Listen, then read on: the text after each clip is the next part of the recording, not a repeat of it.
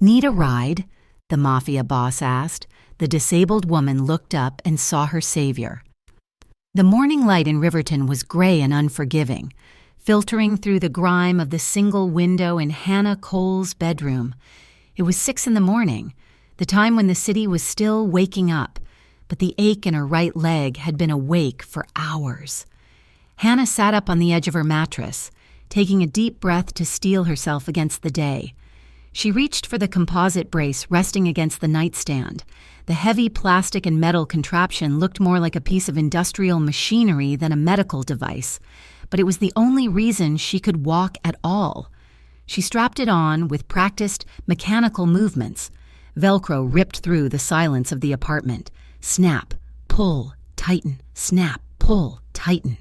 The familiar pressure clamped around her calf and thigh, stabilizing the shattered bones that never quite healed right after the accident 3 years ago. Hannah grabbed her cane, a sturdy aluminum rod with a worn rubber grip, and pushed herself to her standing height. She stood 5 feet and 6 inches. Though she often felt smaller when the pain flared, she made her way to the kitchen to brew coffee, her gait uneven, a rhythmic thud step that echoed on the cheap linoleum. Leaving the apartment 20 minutes later was the first battle of the day. She lived on the 4th floor of a pre-war brick building that had seen better decades, let alone better days. She pressed the elevator button, waiting for the familiar groan of the cables. Nothing happened. She pressed it again, harder this time, as if sheer will could jumpstart the motor. The light behind the button remained dead. "Fantastic," she muttered to the empty hallway. She looked toward the stairwell door. 4 flights, 88 steps. It felt like climbing a mountain. Hannah adjusted her grip on the cane and began the descent. It was a slow, humiliating process. She had to place the cane, lower her good leg, and then drag the brace leg down to meet it, bearing her weight on the railing until her knuckles turned white. By the time she reached the lobby, sweat was beading at her temples despite the cool October air. Her hair, which she had carefully brushed, was already sticking to her forehead. The outside world was no more accommodating. Riverton was a city built for the fast and the able. The sidewalks were cracked landscapes of frost heaves and neglect. Hannah made her way to the bus stop, keeping her eyes on the ground to navigate the terrain. When the number 42 bus finally hissed to a halt, the driver looked at her with a mixture of pity and annoyance. He did not lower the suspension. He just waited. Hannah had to hoist herself up the high first step, gritting her teeth as a sharp bolt of lightning shot up from her knee to her hip. Behind her, a businessman in a gray coat checked his watch and sighed loudly. "I am moving as fast as I can," she said, her voice tight, not looking back at him. She found a seat near the front, collapsing into it. The ride to the insurance firm where she worked as a data entry clerk was a blur of stop-and-go traffic that jarred her spine. When she finally arrived at the office, she was 10 minutes late. She walked to her cubicle, the rhythmic tap of her cane announcing her arrival, heads ducked down, eyes averted. Her coworkers were polite people, the kind who held doors open for 2 seconds too long and offered sad smiles, but they avoided talking about the brace. It was easier to pretend she was just like them, only slower. "Hannah," a voice called out. She froze before setting her bag down. It was Gary, her manager. He was standing by the break room, holding a mug of coffee that read, "World's Okayest Boss." "In my office for a second," Gary asked. Hannah limped over, navigating the narrow space between the filing cabinets. Gary sat on the edge of his desk, trying to look casual. "We missed you at the 8:30 huddle," he said. "The elevator at my building was down," Hannah explained, keeping her tone neutral. "I had to take the stairs. It took longer than I expected." Gary nodded sympathetically, but his eyes were cold. "I get it. I really do. But we are entering the busy season. Hannah, the client load is increasing by 20% next month. We need people who can keep up with the pace. If getting here on time is going to be a consistent struggle, we might need to look at adjusting your hours to part-time, just until you get things sorted." Panic flared in her chest. Part-time meant losing her health benefits. Losing benefits meant paying out of pocket for physical therapy, which she was already barely affording. "It will not be a problem," Hannah said, forcing her spine straight. "I will be here." "Great," Gary said, clapping his hands together. "That is what I like to hear." Lunch was no better. Hannah sat in the break room, staring at a Tupperware container of pasta she had no appetite for. Her phone buzzed. Unknown number. She knew she should ignore it, but the anxiety of the unknown was worse than the reality. She answered. "Hello? This is a call from a debt collection agency regarding a past due balance for Hannah Cole." A droning voice said, "We are attempting to collect a debt of $3,420 owed to Riverton General Hospital." Hannah squeezed her phone, her knuckles turning white. She lowered her voice, turning away from the microwave where a coworker was heating up soup. "I told the hospital that was a coding error," Hannah whispered harshly. "That procedure was supposed to be covered under my catastrophic injury clause. The insurance company already sent the denial letter back for review." "We have the debt listed as valid, ma'am," the voice said, bored and detached. "If you cannot pay the full amount today, we can set up a payment plan of $200 a month." "I do not have $200 extra a month," Hannah hissed, tears pricking the corners of her eyes. She felt trapped, a small animal caught in a snare of red tape and indifference. "I am telling you it is an error. I am not paying for a mistake someone else made. Then the collection attempts will continue. Have a nice day." The line went dead. Hannah stared at the phone, fighting the urge to throw it across the room. She took a shaky breath, wiped her eyes, and went back to her desk. She typed numbers into spreadsheets for 4 more hours, her leg throbbing in time with the blinking cursor. By the time 5 o'clock arrived, the sky had turned a bruised purple, and the clouds had opened up. It was not just raining, it was a deluge. Water hammered against the office windows.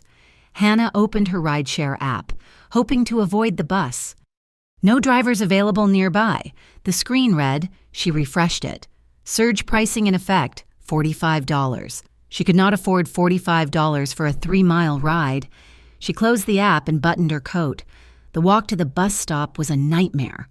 The wind was fierce, whipping her wet hair into her eyes and stinging her cheeks. The sidewalk was slick with oil and water. Hannah moved slowly, planting her cane firmly with each step, terrified of the rubber tip slipping on the wet concrete. If she fell here, in this weather, she did not know if she could get back up on her own. She reached the bus shelter, but the glass was shattered on one side, offering no protection from the wind. She huddled against the remaining panel, shivering. She checked her watch. The bus was 5 minutes late, then 10, then 20. She looked down at the curb. The concrete ramp that led from the sidewalk to the street was cracked and upheaved by tree roots. It was a jagged mess of puddles and broken stone. Even if the bus came, getting across that gap in the dark and rain would be treacherous. A wave of exhaustion hit her so hard she almost buckled. She was 27 years old, and she felt 80. She was tired of the pain. She was tired of the math she had to do every day just to survive, counting stairs, counting dollars, counting the minutes until she could take her brace off. Headlights cut through the rain, blindingly bright. A vehicle slowed down, the tires hissing over the wet pavement. It was not a bus, it was a car. A sleek, black sedan that looked like it cost more than her entire apartment building. The tint on the windows was dark, impenetrable. It rolled to a stop right in front of her, ignoring the no-stopping zone. Hannah tightened her grip on her cane, her heart hammering against her ribs. In Riverton, cars like this did not stop for people like her unless they wanted something. The rear window glided down silently. The man inside was shadowed, but the street lamp above caught the sharp angles of his face. He was staring at her. He had dark hair, slicked back but slightly mussed, and eyes that were heavy-lidded and intensely focused. He wore a suit that fit him perfectly, the collar of a crisp white shirt visible beneath a dark coat. He looked at her wet coat. He looked at the brace strapped over her jeans. He looked at the way she was leaning heavily on her cane, shivering. He tilted his head slightly. "Need a ride?" he asked. His voice was a deep baritone, smooth and quiet, cutting through the sound of the rain. Hannah's instinct was a sharp, metallic taste of fear. "No," she said, her voice louder than she intended. "I'm waiting for the bus." The man looked up at the empty street, then back at her. A faint, dry amusement touched his lips. "The bus schedule says the 42 stopped running this route 20 minutes ago due to flooding on 4th Avenue. Hannah felt a cold pit open in her stomach.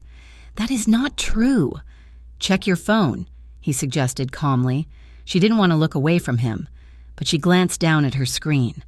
A service alert notification was blinking. Route suspended. She looked back up. Water dripping from her nose. She was stranded. "I'm not getting in a car with a stranger," Hannah said, lifting her chin. "I will call a cab." "In this weather." The man raised an eyebrow. "You will be waiting an hour. You look like you're about to fall over right now." "I'm fine," she snapped. "You are in pain," he countered. It wasn't a question. It was a statement of fact, delivered without pity, just observation. "I'm going toward East Riverton. I can drop you off. No conversation required, just a dry seat." Hannah hesitated.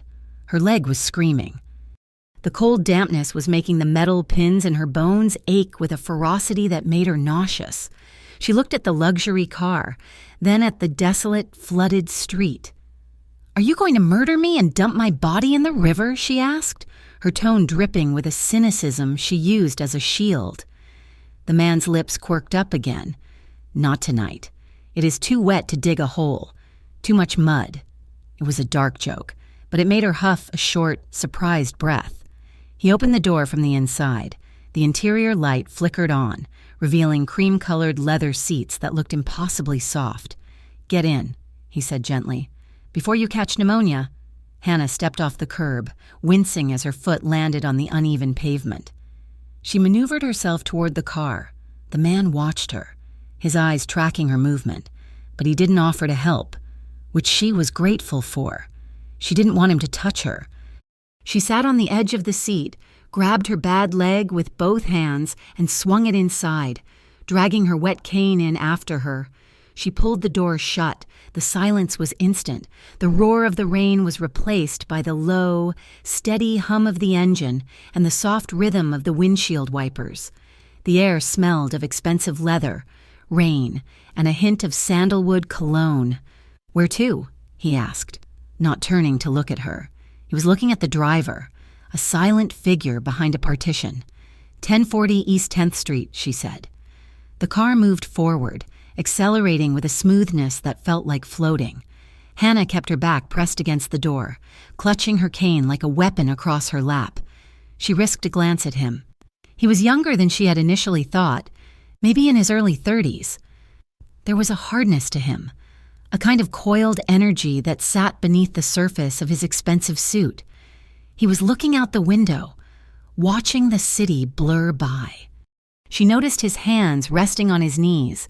They were large, elegant hands, but the knuckles were scarred, faint white lines crossing the skin as if they had been broken and healed multiple times. "Thank you," she said stiffly, "for the ride." He turned his head slowly. His eyes were dark, almost black, and they swept over her face. "You should not be standing out in the cold with an injury like that. The city should fix those ramps. The city has a long list of things it should do," Hannah said. She rubbed her knee unconsciously, her palm digging into the quadricep to relieve the pressure. His gaze dropped to her hand, then back to her face. "Does it hurt?" "Only when it rains," she said. "Or when I walk, or stand." "So always," he said. "Pretty much." She looked at him, feeling bold in the safety of the cabin. "What do? You have a driver in a car that costs more than my life insurance policy?" "Are you a banker?" He chuckled, a low sound that vibrated in the small space. "Something like that. I manage investments, risk management." "That sounds incredibly boring," she said. "It has its moments," he replied. "I take it you are not a fan of relying on people. I prefer to handle things myself." "I can see that," he said. "You were ready to hit me with that cane if I tried to help you into the car." "I still might," she said. He smiled then, a genuine expression that transformed his face, making him look less like a statue and more like a man. Fair enough.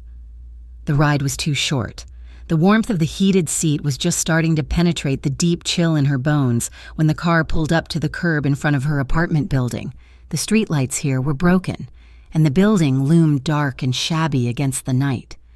The driver got out with an umbrella, but the man in the back seat held up a hand. "I got it," he said. He opened his door and stepped out into the rain. He opened a large black umbrella and walked around to her side. He opened her door. "Watch your step," he said. Hannah maneuvered herself out, planting her cane on the sidewalk. He held the umbrella high, shielding her completely while he stood partially in the rain, the water darkening the shoulder of his coat. "You didn't have to walk me to the door," she said. "My mother would kill me if I dropped a lady off at the curb," he said. They walked to the entrance. The front stoop of her building had a loose brick on the bottom step that Hannah always forgot about.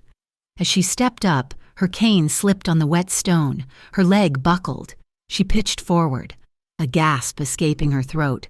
She braced herself for the impact of the concrete, but it never came. An arm hooked around her waist. It was a swift, iron-clad grip that stopped her fall instantly. She slammed into his chest, her hands instinctively clutching the lapels of his coat to steady herself. For a second, the world stopped. She was pressed against him, her face inches from his. She could feel the heat radiating off him through his damp clothes. He was solid, immovable, like a wall of muscle. His other hand had come up to steady her arm. Hannah looked up, breathless. His eyes were locked on hers, intense and searching. He wasn't looking at her disability, he was looking at her. His gaze dropped to her mouth, lingering there for a heartbeat that felt like an eternity.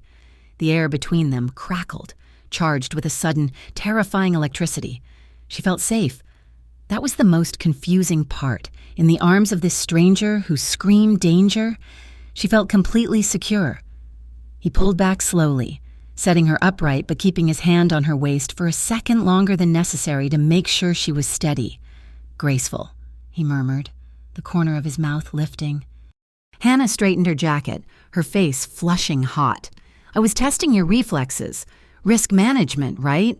He laughed softly. He looked past her to the row of mailboxes in the vestibule. His eyes scanned the names quickly before returning to her. "Get inside. Hannah," he said. The sound of her name on his lips was heavy, intimate. She blinked. "I never told you my name." "It is on the mailbox," he said simply. "Apartment 4B, Hannah Cole." "You read fast," she said, unnerved. "I notice things," he said.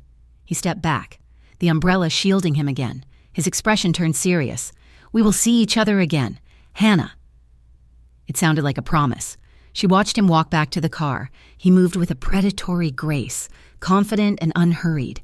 He got into the back seat, and the black sedan slipped away into the rainy night, leaving her standing alone in the vestibule, her heart pounding a frantic rhythm against her ribs. High above the city, in a penthouse that overlooked the glittering, wet skyline of Riverton, Marco De Laurentiis sat in a leather armchair. The room was dark, lit only by the city lights filtering through the floor-to-ceiling windows. He held a glass of amber whiskey in his hand, the ice clinking softly as he swirled it. He took a slow sip, the burn welcome in his throat. He could not get her face out of his mind, the wet hair plastering her cheeks, the defiant tilt of her chin, the way she had looked at him with absolute suspicion.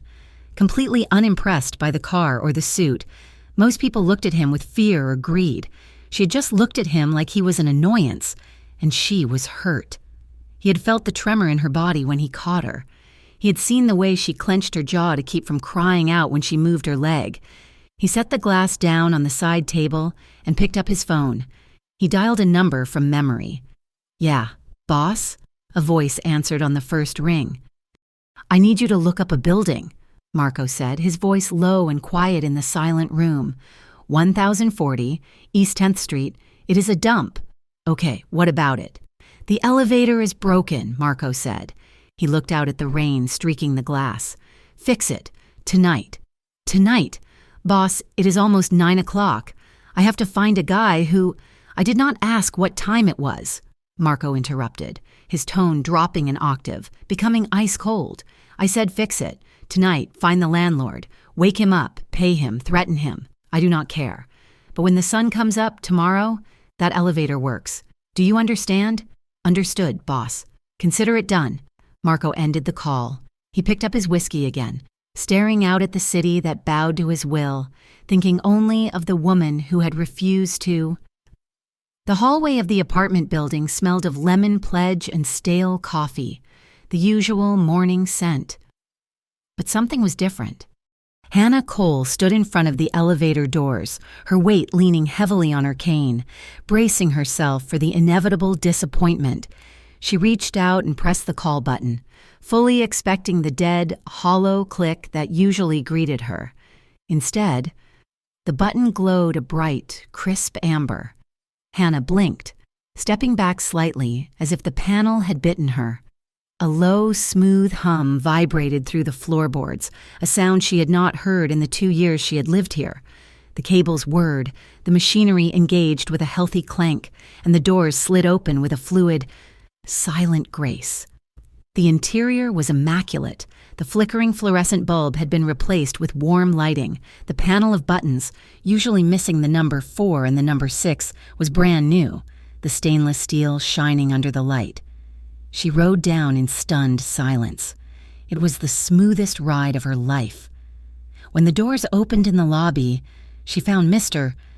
Henderson, the building superintendent, sweeping the floor with a look of bewildered exhaustion on his face. "Mr. Henderson," Hannah said, stepping out. "The elevator. It is working." The older man leaned on his broom and shook his head. "Tell me about it. Got a call at 3 a.m, a crew showed up. 4 guys, serious looking. They worked through the night, replaced the motor, the cables, the panel, everything." "The landlord finally paid for it?" Hannah asked, though a prickle of suspicion was already crawling up her spine. "Not him," Henderson grunted. "He's too cheap to buy a light bulb. He told me some anonymous donor called the management company and wired the funds directly. Said it was an emergency repair for a tenant safety issue. Paid triple for the overnight labor." Hannah's grip on her cane tightened until her knuckles turned white. "We will see each other again." Hannah. The memory of Marco De Laurentiis' voice, low and promising in the rain, echoed in her mind. He had not just dropped her off. He had taken inventory of her life and decided to renovate it. She walked out into the cool morning air, her feelings a tangled knot of gratitude and unease. It was a relief not to have to drag her leg down 88 steps. But the thought of a man she met once having the power to fix a building overnight was terrifying. By the time she reached the insurance office, the unease had settled into a low-grade anxiety. She tried to focus on her data entry, but the office was buzzing with frantic energy. "Change of plans, everyone!" Gary, her manager, clapped his hands as he emerged from his office, his face flushed with stress. "The conference room AV is down, and the client is already in the city. We are moving the presentation to the Roasted Bean on West 5th. It is informal, but we have to make it work. Grab your laptops. We leave in 10 minutes. Hannah's stomach dropped. West 5th was across town. It was a historic district with cobblestone streets, narrow sidewalks, and very little parking. "Gary," Hannah said, standing up, wincing as her brace locked into place. "I did not drive today. Is there a plan for transport?" Gary looked at his watch, distracted. "Most of us are walking. It is only 6 blocks, but—" "Right." He looked at her leg, his expression shifting to that familiar mix of pity and inconvenience. "It is going to take you 30 minutes to walk that, Hannah. We start in 15. Look, maybe you just stay here and monitor the emails? We can patch you in if we need you." It was a dismissal. If she stayed behind, she was invisible. If she was invisible, she was replaceable. "I will catch a cab," Hannah said firmly. "I will be there." She grabbed her bag and her cane, moving as fast as she could toward the glass double doors of the lobby. Her heart was pounding. At this time of day, getting a cab would be a nightmare. She pushed through the doors, her mind racing with logistics. How far was the curb? How uneven were the cobblestones when she stopped abruptly? A man was leaning against the exterior brick wall of her office building. He looked like a panther lounging in a petting zoo. Marco De Laurentiis wore a charcoal suit today, the fabric clearly Italian, cut to emphasize the width of his shoulders. He was checking his phone, looking bored, but the moment the doors opened, his head snapped up. His dark eyes locked onto hers instantly. Several of her co-workers, who were spilling out of the lobby behind her, slowed down. They stared. Marco stood out against the gray backdrop of mid-level office workers like a splash of blood on snow. There was an air of dangerous luxury about him that made people instinctively give him a wide berth. "Hannah," Marco said, pushing off the wall. He didn't smile, but his expression softened just a fraction. "Marco," she breathed, shocked. "What are you doing here? I had a meeting nearby." He lied smoothly. She could tell it was a lie because he didn't even try to make it sound convincing. "I was just checking in on a friend in the building." Gary bustled out the door then, checking his phone. "Come on, people. We're losing time. Hannah, did you call that?" He stopped, almost running into Marco's chest. Gary looked up. He was not a small man, but Marco towered over him. Marco looked down at the manager with a gaze that was polite but utterly chilling. "Excuse me," Gary stammered. Stepping back, Marco ignored him, turning his attention back to Hannah. "Heading somewhere?" "Meeting across town," Hannah said, gesturing vaguely with her cane. "I was just about to call a car." "Cancel it," Marco said. He gestured to the curb where the same black luxury sedan was idling, looking menacingly sleek. "I will take you." "I can't," Hannah said, conscious of Gary and her coworkers watching. "I am working, and your team is walking," Marco observed, glancing at the group. "You are not." He took a step closer, lowering his voice so only she could hear. The intimacy of the proximity made her breath hitch. "You can keep pretending you do not need anyone, Hannah, or we can admit that this city was not built for your knee." The honesty of the statement hit her like a physical blow. He wasn't pitying her. He was stating a tactical fact. He was acknowledging the war she fought every day against concrete and gravity. Hannah looked at Gary, who was staring at Marco with a dawning look of recognition and fear. She looked at the cobblestone street in the distance. She looked at Marco. "Okay," she said softly. Marco nodded. "Once." He turned to Gary. "She will meet you there." It wasn't a request. Gary swallowed hard. "Right, yes, of course. See you there. Hannah." Marco placed a hand gently on the small of her back, just a ghost of a touch.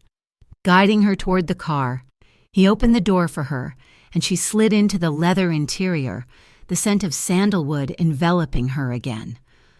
The ride to West 5th was silent for the first few blocks. Hannah watched the city scroll by, her hands resting on the handle of her cane. "You fixed the elevator," she said, breaking the silence. She didn't look at him. "I heard it was broken," Marco replied, his voice neutral.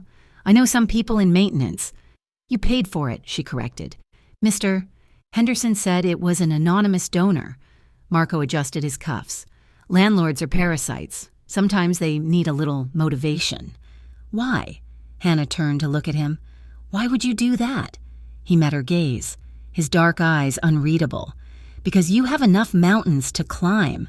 Hannah, getting to your front door should not be one of them." She didn't know what to say to that. The lump in her throat was too large. When they pulled up to the roasted bean, the rest of her team was still walking, blocks away. Marco got out and held the door for her. The sidewalk here was uneven brick.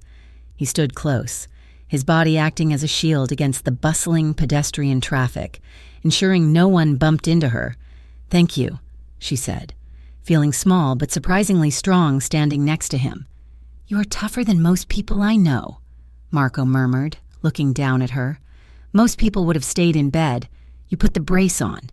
He waited until she was safely inside the cafe before getting back in the car. The meeting went well, largely because Hannah arrived 10 minutes early and had everything set up before Gary even walked in the door. But the dynamic had shifted. Throughout the presentation, she caught Gary looking at her with a strange, nervous respect. When the client left, Gary lingered while Hannah packed up her laptop. "So," Gary said, his voice trying for casual but landing on anxious, "that was a friend of yours this morning?" Yes, Hannah said, zipping her bag. He looks familiar, Gary said, wiping sweat from his forehead. I think I saw him in the paper. A friend of a friend mentioned the De Laurentiis family does a lot of business in the city, influence, that kind of thing. Hannah paused. She knew the name De Laurentiis. Everyone in Riverton knew the name. It was associated with construction, sanitation, shipping, and rumors, dark rumors. He's just a friend. Gary, Hannah said calmly, though her heart gave a strange little kick. Right, good. Well, good job today. Hannah, take your time getting back. No rush. That evening, Hannah sat on her couch, her leg elevated on 2 pillows, a bag of frozen peas draped over her knee. Her phone buzzed on the coffee table. It is Marco. I need to balance out my karma. I spent all day with boring men in suits. Let me take you to dinner. Help me feel like a normal guy for an hour. Hannah stared at the screen. A normal guy. There was nothing normal about him. He was dangerous. He had thrown money at her landlord to fix an elevator just because he saw her stumble once. He made her boss sweat just by standing there. She typed, I don't think you know how to be normal. He replied instantly, Teach me. I pick you up at 7, she hesitated. She should say no. She should block the number. But then she looked around her empty apartment. She looked at the brace sitting on the floor. She thought about the way he had shielded her from the crowd without touching her, the way he respected her struggle without pitying it. Okay, she typed, but if you kidnap me, my cat will be very upset. I am terrified of cats. You are safe. See you at 7 at 7 o'clock sharp. The black sedan was downstairs. Hannah had dressed carefully, wearing a black wrap dress that fell below her knees but still showed the outline of the brace. She wasn't going to hide it. Marco was waiting outside the car. He wore a dark blue shirt, the top button undone. No tie. He looked devastating. You look beautiful, he said. And he said it with a gravity that made her flush. They went to a restaurant called Vietri. It was an upscale Italian place tucked away in a quiet corner of the city, the kind of place with no sign out front, just a heavy wooden door. As they walked from the car to the entrance, Hannah was acutely aware of her rhythm. Step, click, drag, step, click, drag. Usually, men walked ahead of her, impatient or hovered anxiously, trying to help. Marco did neither. He slowed his long stride to match hers perfectly. He walked on her left side, the side of her injury, creating a subtle barrier between her and the street. His hand hovered near her elbow, not touching, just there, a safety net. The maitre d' greeted Marco by name, leading them to a private corner booth with plush velvet seating. Is the leg okay? Marco asked quietly as she maneuvered into the booth. It is fine, she lied. You are clenching your jaw, he noted, picking up the wine list. We can leave if you need to.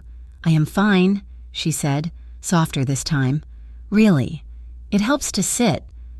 The atmosphere was cozy, the lighting low and golden. They ordered wine and food that smelled of garlic and rosemary. So, Hannah said, swirling her glass, the normal guy experience. Tell me, how does a man like you end up scaring my boss without saying a word? Marco smiled, a crooked, boyish thing that didn't quite reach his eyes. I grew up poor. Hannah, right here in Riverton. My father was a docker. We didn't have much. I learned early that if you want to protect the people you care about, you have to be stronger than the things that want to hurt them. Sometimes, looking scary is enough to keep the wolves away. And are you a wolf? She asked. I am the shepherd, he said, his voice dropping. But sometimes the shepherd has to have sharp teeth. He turned the conversation to her. Tell me about the leg. If you want to. Hannah traced the rim of her glass. 3 years ago, a hit and run. I was crossing the street. The light was green. I never even saw the car. I woke up to the sound of machines beeping. They told me my tibia was shattered in 4 places. The nerve damage is permanent. She looked up, expecting to see the usual glazing over, the polite discomfort, but Marco was leaning forward, his focus intense. His eyes had darkened, a storm brewing in the iris. They never caught the driver, he asked, his voice tight. No. No cameras, no witnesses. Just bad luck. Marco's hand clenched into a fist on the white tablecloth. then slowly relaxed. "I am sorry, Hannah." "It changed everything," she admitted, her voice trembling slightly. "I used to run. I used to dance. Now I plan my life around ramps and elevators. But I am still here." "Yes," Marco said, looking at her with an expression she couldn't quite name, something between reverence and pain. "You are still here." The dinner flowed effortlessly after that. They argued playfully about music, about the best pizza in the city, for an hour. He wasn't a crime boss, and she wasn't the disabled girl. They were just two people drawn together by gravity. When they left, the air had turned crisp. The wind was picking up, rustling the leaves of the ornamental trees on the sidewalk. Hannah stopped by the car, waiting for the valet. She'd been standing for too long at the table, and the transition to the cold air made her muscles spasm. She swayed, a sudden wave of vertigo hitting her. Marco was there instantly. He stepped into her space, his arm circling her waist firmly. It wasn't a grab, it was a steadying anchor. He pulled her slightly against him, taking her weight. "I have got you," he whispered. Hannah looked up. They were standing on the dark sidewalk, the street lamp casting long shadows. She could feel the heat of his body through his shirt, the solid thump of his heart against her shoulder. "I am okay," she breathed, but she didn't pull away. She didn't want to. Marco looked down at her. His eyes searched her face, lingering on her eyes, her nose, her lips. The amusement was gone, replaced by a raw, naked hunger that he was barely holding in check. "Hannah," he said, her name sounding like a prayer. He raised his free hand, his thumb brushing softly over her cheekbone. His skin was rough, warm, and electric.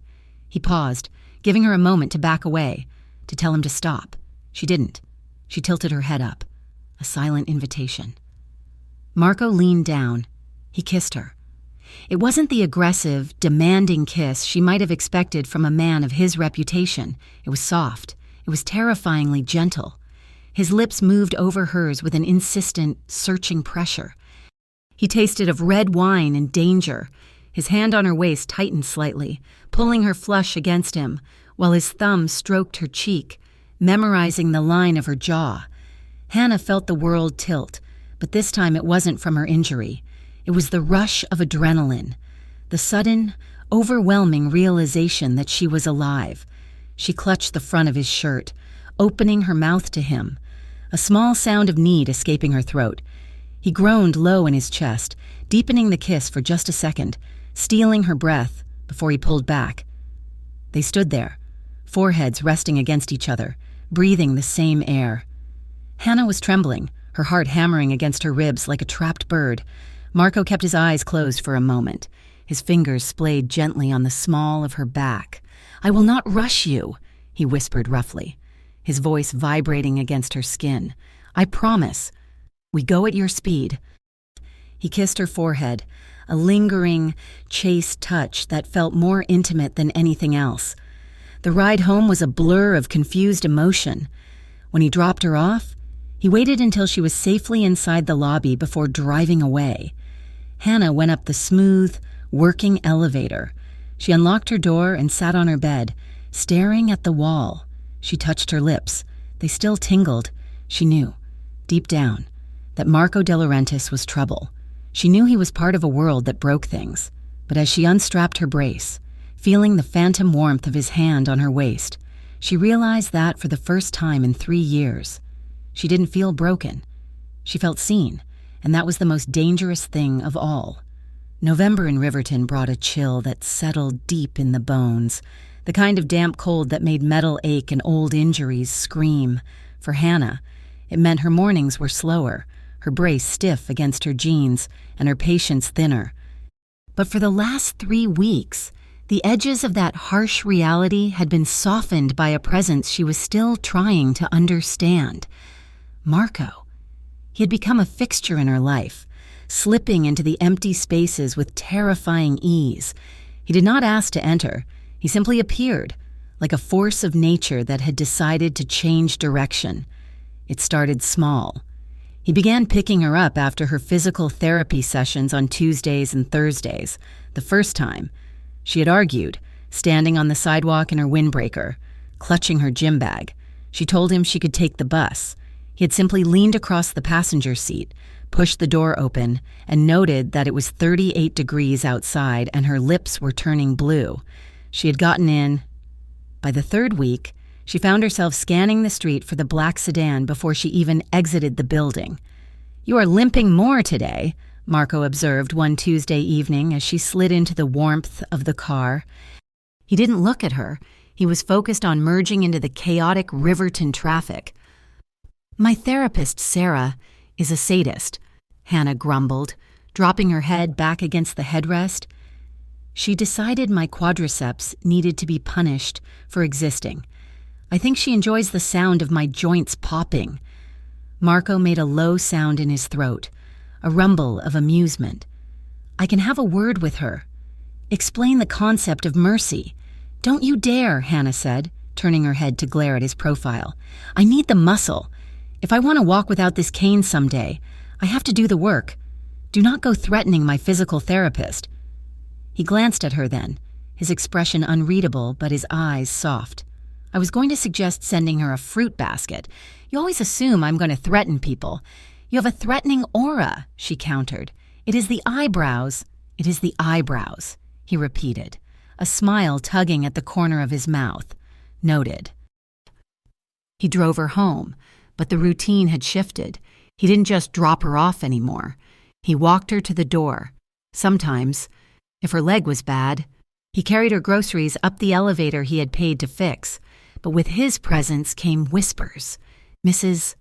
Gable, the elderly woman in 3C who spent her days watching the street through her blinds, stopped Hannah by the mailboxes one evening. "Hannah, dear..." "Mrs." Gable whispered, clutching her cardigan. "That man, the one in the fancy car. He's a friend." "Mrs. Gable," Hannah said, sorting through her bills. "He has men watching the building."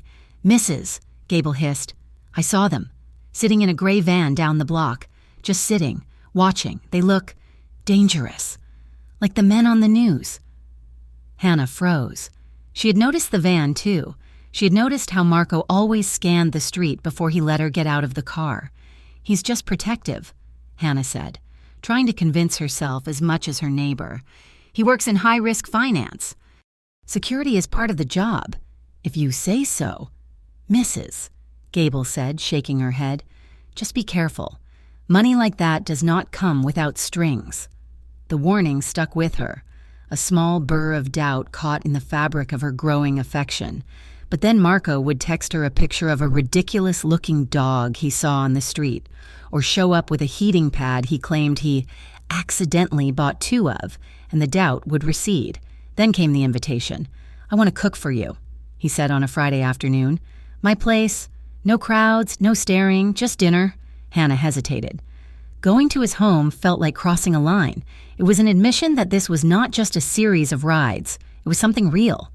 But the curiosity and the loneliness she had buried for 3 years won out. "Okay," she said, "but if you serve me kale, I am leaving." His penthouse was in the tallest building in the Diamond District. The elevator opened directly into his foyer. Hannah expected chrome, glass, and cold minimalism, the kind of lair a movie villain would inhabit. She was wrong.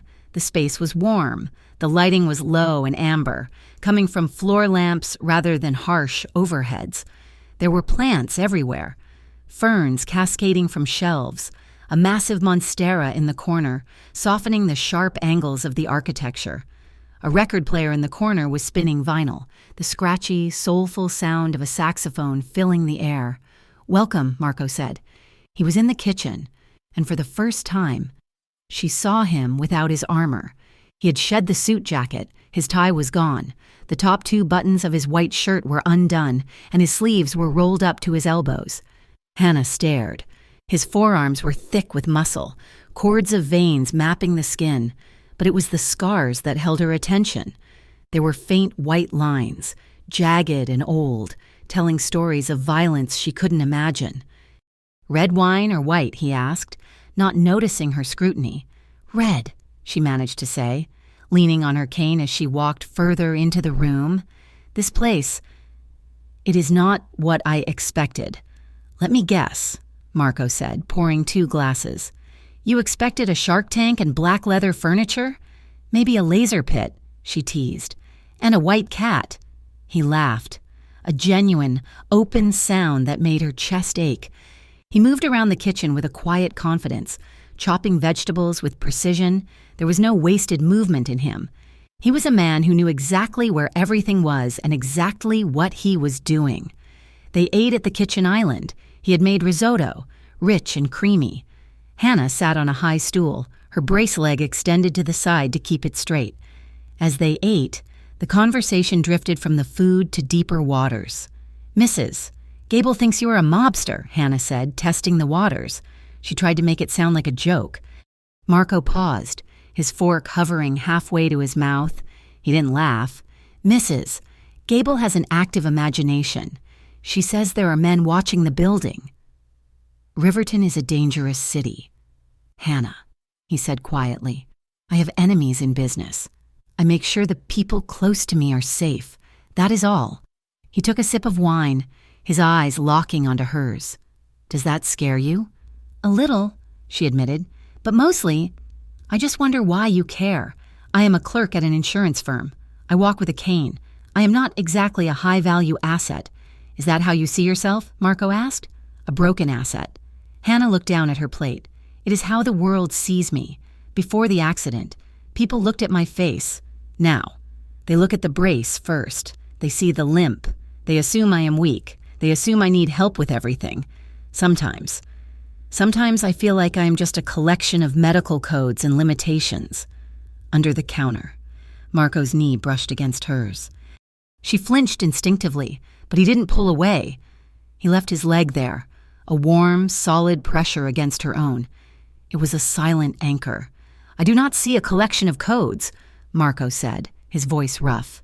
"I see a woman who climbs 4 flights of stairs because she is too proud to ask for help. I see someone who fights for every step." He set his glass down. "You worry about being seen as broken. I worry about being seen as a monster." Hannah looked up. "A monster? People see the money," he said. "They see the influence. They call me a king in this city. But kings have to make hard choices. They have to cut things out to save the body. Some nights, I cannot sleep because of the things I have had to do to keep my world spinning. I look in the mirror and I do not see a man. I see a weapon." The silence that followed was heavy, but it wasn't oppressive. It was the silence of 2 people dropping their shields and realizing they had the same scars, just in different places. "I do not see a weapon," Hannah whispered. "I see the man who fixed my elevator." Marco looked at her, and the intensity in his gaze made her breath hitch. "I should go," she said, suddenly overwhelmed by the current running between them. "It is getting late." She tried to stand. She put her weight on her right leg, forgetting for a split second that she had been sitting for an hour. Her muscles had seized. The knee buckled instantly. "Whoa," Marco said. He was there before she could even gasp. He moved with that blurring speed she had seen once before. His hands caught her waist, stopping her fall, but instead of just steadying her, he lifted her. It was effortless. He picked her up as if she weighed nothing and set her gently onto the edge of the granite counter. Hannah gasped, her hands clutching his shoulders for balance. Suddenly, she was eye level with him. He stepped between her knees, his hands resting firmly on her hips, securing her. "Are you okay?" he asked, his voice low. My leg fell asleep," she stammered. "It happens." "I have got you," he said. They were inches apart. She could feel the heat radiating from his chest through the thin fabric of his shirt. She could smell the soap on his skin, the wine on his breath. His gaze dropped to her lips, then back up to her eyes, searching. He wasn't taking, he was asking. Hannah's heart hammered against her ribs. Every instinct she had developed over the last 3 years told her to protect herself, to hide her vulnerability. But looking at him, seeing the raw need in his eyes that mirrored her own, she didn't want to hide. She shifted her hands from his shoulders to the back of his neck, her fingers tangling in the hair at the nape of his neck. She nodded. A microscopic movement. Marco leaned in. The kiss was not like the one on the street. That had been a question. This was the answer. He kissed her deeply, his mouth moving over hers with a hunger that stole the air from her lungs. Hannah made a small sound in her throat and pulled him closer, looping her arms tight around his neck. She felt the solid, unyielding wall of his chest press against her breasts. One of his hands remained braced on the counter beside her thigh, grounding them. The other hand moved from her hip to her waist, his thumb stroking small, maddening circles through the cotton of her blouse. The world shrank down to this, the smell of sandalwood, the roughness of his palms, the taste of him. For the first time in years, Hannah wasn't thinking about her pain. She wasn't thinking about the brace. She was just a woman, burning with life. Marco groaned against her mouth, the sound vibrating through her. His hand slid up from her waist to cup the side of her face. His thumb brushed the corner of her mouth, catching a stray breath. His touch was reverent, almost holy, as if she were something precious that could break if he wasn't careful. A sudden flare of nerve pain shot through her hip, and her body tensed involuntarily. Marco stopped instantly. He pulled back just an inch, his forehead resting against hers, his breathing ragged. His hand froze on her cheek. "Hannah?" he whispered, his voice wrecked. "Did I hurt you?" She opened her eyes. They were bright with unshed tears. Her cheeks flushed a deep rose. She shook her head. "No," she whispered. "No, do not stop. Please." She pulled him back in. This time, the kiss was slower, a drug entering her bloodstream. She trusted him. She realized with a jolt of terror that she trusted him with her body, the one thing she had felt betrayed by for so long. Much later, the record player had stopped spinning. They were on the oversized leather couch, wrapped in a cashmere blanket. Hannah was resting her head on his shoulder, her legs stretched out over his lap. Marco's hand was resting on her thigh, just above where the plastic of the brace began. His palm was warm, a steady weight that felt possessive in the best way. "We should go to the coast," Marco murmured, his voice rumbling in his chest against her ear. "I know a place in Maine, a house on a cliff. It has a deck that goes all the way to the sand. No stairs, just ramps and ocean." "That sounds expensive," Hannah mumbled sleepily, her eyes half closed. "Do not worry about the cost," he said. He stroked her hair. "I'm going to take care of you. Hannah, you are never going to have to fight those battles alone again. I will handle everything. The bills, the access, the world." Hannah smiled into his shirt, drifting towards sleep. "My knight in shining armor," she teased softly. "Something like that," he said. But his tone was dark, and his grip on her thigh tightened just a fraction. It was a promise, but it sounded dangerously like a sentence. Eventually, the reality of the hour set in. Hannah sat up, groggy and reluctant. "I need to go home," she said. "I have work in the morning. Gary will have a stroke if I'm late again." Marco looked like he wanted to argue, to tell her to quit the job, to stay here in this tower he had built. But he nodded. "I will have the car brought around." "I can walk down to the lobby," she said, grabbing her cane. "I need to wake my leg up anyway. I will be right behind you. I just need to get my keys." Hannah stepped out of the penthouse door into the hallway.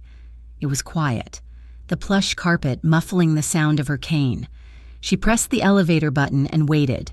The elevator was taking its time, restless. She walked a few paces down the corridor toward the stairwell door, stretching her hip flexor. The stairwell door was slightly ajar. Voices drifted out, not the polite murmurs of neighbors, but rough, urgent voices. "Boss is distracted," a man's voice said. It was deep, gravelly. "Dane is making moves on the south side. We are losing the De Laurentiis routes." Hannah froze. "Marco knows what he is doing," another voice snapped. "He's securing the payoffs. The cops are still on the payroll. We just need to hold the line until he gives the order to push back. If he doesn't give the order soon, there is going to be blood in the streets. The family cannot look weak. The family, the De Laurentiis routes, payoffs, blood." The words hit Hannah like physical blows. The air left her lungs. She stepped back, her cane clicking softly against the wall. The voices stopped. Hannah turned and scrambled back to the elevator, her heart pounding a frantic rhythm against her ribs. The door slid open and she threw herself inside, hitting the lobby button repeatedly. She didn't wait for Marco.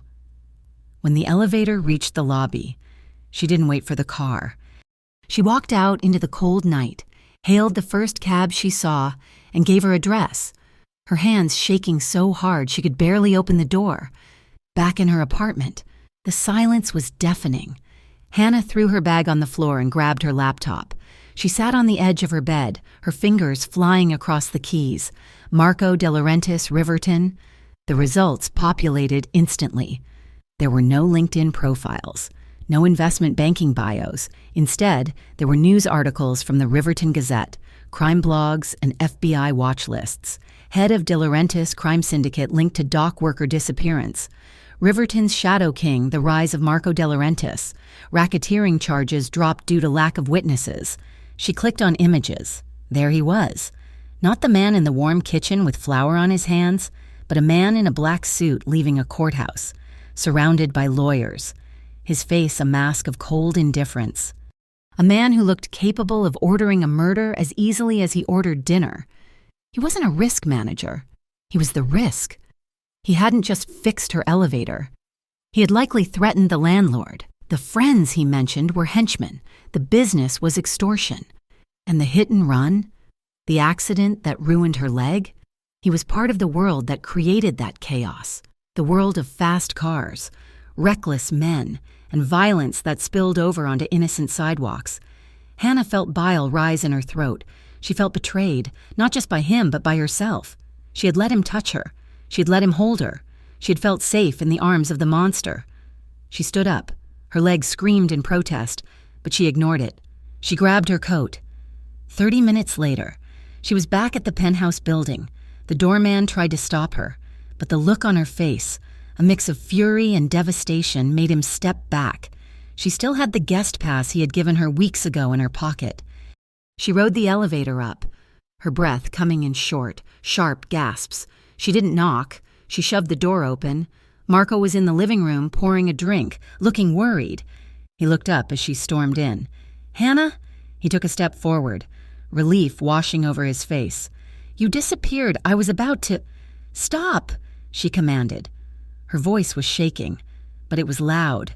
She reached into her bag and pulled out the printouts she had made at home. She threw them at him. The papers fluttered through the air, landing on the expensive rug between them. "Tell me this is a lie," she demanded, tears burning her eyes. "Tell me you are not him. Tell me you are not the head of a crime family." Marco looked down at the papers. He didn't flinch. He didn't look surprised. He just looked tired. "I cannot tell you that," he said quietly. "So it is true," she choked out. "Everything, the extortion, the violence, the fear people have when they hear your name." "It is my life, Hannah," he said, taking a step toward her.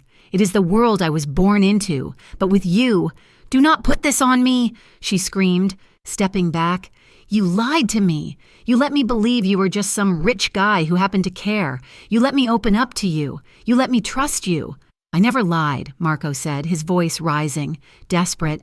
"I just didn't tell you the ugly parts because I wanted one place in my life that wasn't stained by it. I wanted you to see me. Not the reputation." "You manipulated me," she accused, the tears finally spilling over. "You fixed my elevator. You fixed my insurance. You tried to buy my safety. Did you think I would be so grateful I wouldn't care where the money came from? Did you think because I am broken, because I am desperate, that I would take any scrap of affection you threw at me?" Marco flinched as if she had slapped him. "No, Hannah, no, that is not it. I love you." The words hung in the air, terrible and heavy. "You do not love me," Hannah whispered, her voice breaking. "You love having something weak to protect. You love playing the savior, but you are not a savior. Marco, you are just another man who destroys things." She turned around. "Hannah." "Wait," he pleaded. He reached for her arm. "Do not touch me," she hissed, whipping around. "Do not you ever touch me again." She saw the devastation in his eyes, the crack in the armor of the King of Riverton, but she couldn't stay. The memory of his gentle hands on her waist was now twisted up with images of violence.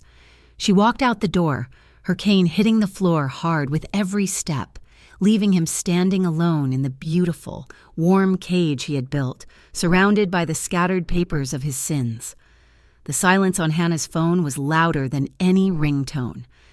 For the first time in weeks, the screen remained dark, devoid of the checking-in texts, the photos of ugly dogs, and the solicitous questions about her pain levels. She had blocked Marco's number 3 minutes after leaving his penthouse, her fingers trembling so hard she had almost dropped the device. Her life in Riverton returned to what it had been before the rain brought him to her curb, a series of gray, exhausting hurdles. She woke up, strapped on the brace, navigated the stairs. The elevator was working perfectly now, a silent, mocking reminder of him, and went to work. But the color had drained out of the world. At the office, she typed data into spreadsheets until her eyes blurred. Her coworkers avoided her, sensing the dark cloud that hung over her cubicle. The physical pain was a constant, familiar hum in her background, but the emotional numbness was new. It was a heavy, suffocating blanket. She told herself she was better off. She told herself that a man like Marco De Laurentiis, a man whose name appeared in police blotters and whispered warnings, was a cancer she had cut out just in time. But at night, when the apartment was quiet and the city lights cast long shadows across her ceiling, the resolve crumbled. She replayed the way he had slowed his walk to match hers without being asked.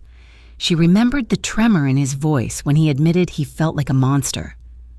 She remembered the warmth of his kitchen and the way he had held her on the counter, as if she were the only solid thing in his spinning world. She missed him with a physical ache that rivaled the nerve damage in her leg. Across the city, in a boardroom that smelled of lemon polish and fear, Marco De Laurentiis was falling apart. He sat at the head of a long mahogany table, staring out the window at the skyline.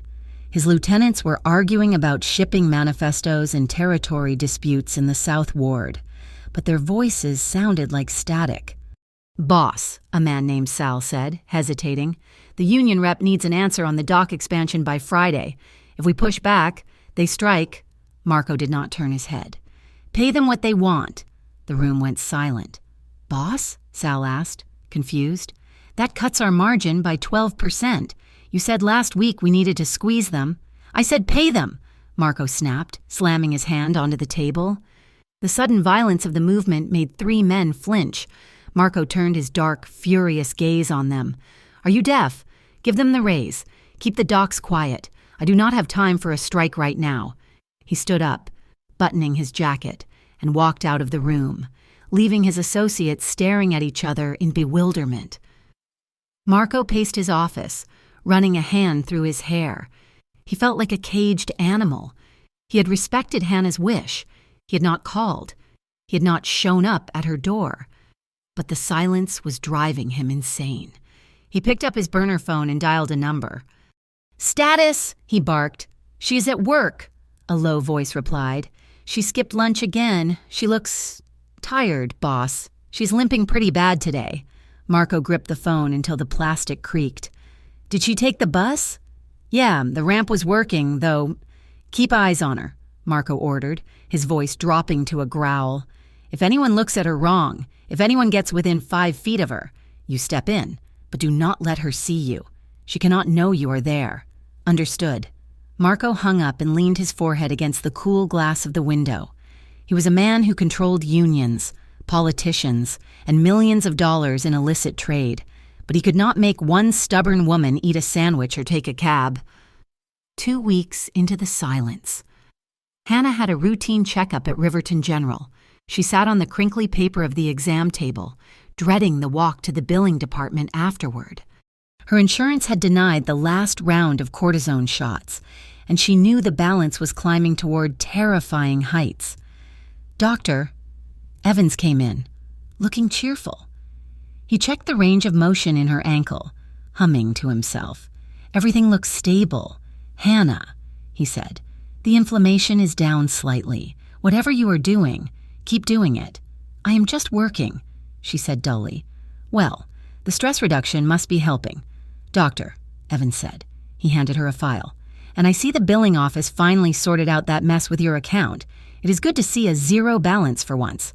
Hannah froze. "Excuse me?" "The balance."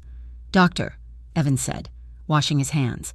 "The outstanding copays, the deductible, the denied claims from last year. It was all cleared up on Tuesday. Third-party adjustment." Hannah's heart began to hammer. "I did not pay that." "Doctor," Evan shrugged. Maybe the insurance finally caved. "Don't look a gift horse in the mouth, right?" Hannah left the office, but she didn't go home. She went to a library with public computers. Afraid to do this search on her work network, she logged into her patient portal. Balance $0. Payment source, Aurora Holdings, LLC. She opened a new tab. She searched for Aurora Holdings. It was a generic investment firm registered in Delaware. She dug deeper, following the trail of digital breadcrumbs she had learned to spot during her time in data entry. Aurora was a subsidiary of Lionheart Ventures. Lionheart was managed by a law firm in downtown Riverton, the same law firm that had represented Marco De Laurentiis in his racketeering trial 3 years ago. Hannah sat back in the hard wooden chair, staring at the screen. The relief was instantaneous. The crushing weight of $5,000 of debt simply vanishing was euphoric. But close on its heels came the fury. He had done it again. He had reached into her life with his invisible, expensive hands and rearranged the furniture without asking. He had paid her debts like she was a charity case, or worse, a mistress. It made her feel small. It made her feel owned. She logged out, slamming the keyboard tray shut. She wasn't empowered, she was controlled, and she hated him for making her need the help in the first place. The fury carried her through the next day. It was a Thursday, and the holiday rush had hit Riverton early. The streets were choked with shoppers, tourists, and commuters. Hannah was walking home from the bus stop, her head down against the wind. Her mind was busy composing a scathing text message she would never send, telling Marco exactly where he could shove his money. She came to the intersection of 4th and Main. The light changed, and the crowd surged forward. Hannah moved slower, waiting for a gap. Suddenly, a businessman with a briefcase, distracted by his phone, slammed into her from behind. "Hey!" Hannah cried out. Her cane skidded on a patch of ice. Her bad leg buckled under the sudden shift in weight. She pitched forward, stumbling off the curb and directly into the street. A delivery truck was barreling down the lane, trying to beat the yellow light. The horn blasted, a deafening, terrifying sound. Hannah scrambled, trying to find purchase, but her brace was heavy, dragging her down. She saw the grill of the truck. She saw the headlights. She squeezed her eyes shut, bracing for the impact. It never came. A hand clamped onto the back of her coat. It was a grip of iron. She was yanked backward with such force that the air left her lungs. She flew back onto the sidewalk, colliding with a solid wall of a chest. The truck roared past, the wind of its passage whipping her hair across her face. Hannah gasped, clutching the arms that were now wrapped tightly around her. She looked up. Marco was there, and he was breathing hard, his face pale, his eyes wide and wild with a terror she had never seen in him before. He held her as if he was trying to fuse her bones back together with his own strength. "Watch where you are going!" Marco roared. He wasn't yelling at her. He was yelling at the businessman who had bumped her. The man was cowering, stammering apologies, looking at the murderous rage on Marco's face. "Get out of here," Marco snarled, his voice a low, lethal threat. "Before I break your legs." The man scrambled away, disappearing into the crowd. Marco turned his attention back to Hannah. His hands ran over her arms, her shoulders, checking for injuries. His touch was frantic. "Are you hit?" he demanded, his voice shaking. "Did you twist the knee? Talk to me, Hannah." "I am fine," she wheezed, her heart pounding so hard it hurt. I am okay." She looked at him. He was wearing a wool coat, but he looked like he had been running. He had been there. He had been watching. "You were following me," she accused, pulling away from his grip. "I have men on the block," Marco admitted, not bothering to lie. "I was in the car around the corner. I saw him hit you." "You have people stalking me?" "Protecting you," Marco shouted, the control finally snapping. "Look what just happened. If I wasn't here, You would be under that truck." They stood on the busy sidewalk, breathing heavy clouds of steam into the cold air. The adrenaline was fading, replaced by the crushing weight of everything unsaid between them. Hannah looked at his face, lined with exhaustion, fear, and a desperate, hopeless love, and felt her anger warring with her gratitude. "I need to sit down," she whispered, her legs suddenly turning to jelly. Marco's expression softened instantly. "Okay, come on." He didn't take her to the car.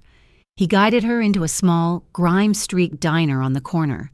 It was quiet, smelling of old coffee and bacon grease. They slid into a booth in the back, the red neon sign in the window flickering and casting a bloody light over the table. Marco ordered her a tea. He sat across from her, his hands clasped tightly on the table, staring at her as if she might vanish if he blinked. "You paid my medical bills," Hannah said. "It wasn't a question." Marco nodded. "I did. I did not ask you to do that." "I know, but I have the money, and you have the debt. It was simple math to me." "It is not math, Marco. It is control." "It is care," he corrected gently. "But call it what you want. I could not sleep knowing you were worrying about money while I have millions sitting in accounts doing nothing." Hannah wrapped her hands around the warm mug the waitress set down. She looked at the steam rising up. She had to ask. The question had been rotting inside her since the night she found out who he was. "The hit and run," she said, her voice raw. Marco went very still. 3 years ago," Hannah continued, looking up to meet his eyes. "Riverton General. The police never found the driver. You run this city, Marco. You know everything that happens on these streets. Was it you?" "No," Marco said instantly. "I was not driving. But do you know who was?" Marco looked away. He looked at the cracked vinyl of the booth seat. He took a deep breath. And when he looked back, his eyes were full of a profound shame. "It was a kid," Marco said quietly. 19 years old. He was running packages for the De Laurentiis family. He got spooked by a rival crew, Dane's men. They were chasing him. He ran a red light on 4th Avenue. Hannah felt the blood drain from her face. "He was working for you." "Indirectly," Marco whispered. "He was a runner. After he hit you. He panicked. He came to us. We got him out of town. I didn't know it was you. I didn't know you then.